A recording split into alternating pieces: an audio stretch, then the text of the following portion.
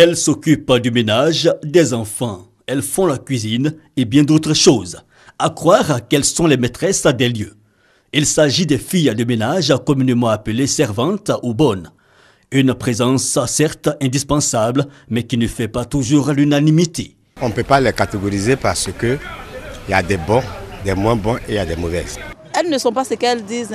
Quand tu les prends, c'est pas ce qu'on découvre en fait. C'est des menteuses, la majorité. Avant elle, j'avais une aussi qui avait duré, ça se passait relativement bien. Aujourd'hui, tu prends les filles, demain matin, elles s'en vont. Après, demain, tu t'en vas. Les mêmes choses, tu vas payer 5 000. Aïe, c'est les gars de l'agence là, c'est une complicité. Et sur la question, les avis sont partagés. Georgette a par contre eu de la chance. Je suis venue il n'y a pas longtemps de cela, mais je sens que ça va.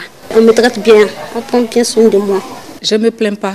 Malgré qu'elles soient toutes nouvelles, il y a certaines filles qui sont passées, on a eu du temps pour s'adapter avec elles, mais avec celles-là, c'est différent. Pour d'autres, ce n'est pas le cas. Elles sont le plus souvent victimes de maltraitance. Mon patron, la nuit, il n'est pas marié. Il a dit, il ne faut pas que je vais dormir chez lui. La nuit, il pleuvait. Mais il m'a dit, bon, il faut rester comme il pleut là. Je ne peux pas partir sur la pluie. Au milieu de la nuit, j'étais couché. Il est venu, j'étais couché. Il est venu vers moi. Il dit, mais c'est qui? Il dit, non, c'est ton patron. Maintenant, il me dit qu'il est sur le lit de venir. Et je ne suis pas partie. Maltraitance, violence sexuelle, salaire très bas. Autant de problèmes rencontrés par les domestiques. Et pourtant, il existe au ministère de l'Emploi, des Affaires sociales et de la formation professionnelle la direction de la réglementation du travail. Cette direction est chargée de lutter contre la maltraitance. Il faut dire que nos sœurs sont quand même peureuses.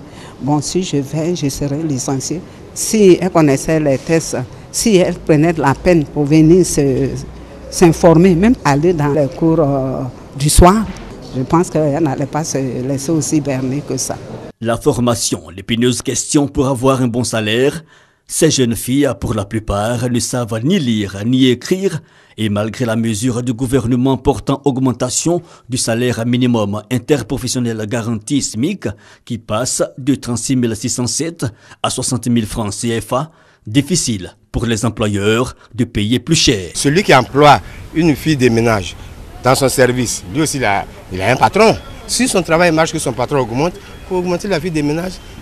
C'est normal. Quand on demande le SMIC, en même temps, nous aussi, les patrons, on pourrait demander un minimum requis qui est un niveau d'études moyen. Peut-être que les filles sachent lire, par exemple, pour donner les médicaments aux enfants. Ces filles-là travaillent beaucoup. Elles font un peu de tout, donc il faut qu'on augmente un peu. Tu vois, les 15 000, les 20 000, vraiment, c'est pas assez. Pour répondre à cette situation, l'Organisation internationale du travail OIT a adopté en 2011 la Convention 189 concernant le Code du travail. Les domestiques ont droit, tout comme les autres travailleurs, à un travail décent. Mais la Convention peine à être ratifiée par les autorités ivoiriennes. C'est un secteur où, pour la zone d'Abidjan seulement, ce n'est pas moins d'1 million de personnes qui s'y retrouvent. On a également ce qu'on appelle les agences de placement qui ne sont pas du tout réglementées. Il y a donc une nécessité impérieuse de réglementer le secteur pour assurer la sécurité physique, la sécurité au sein du travail.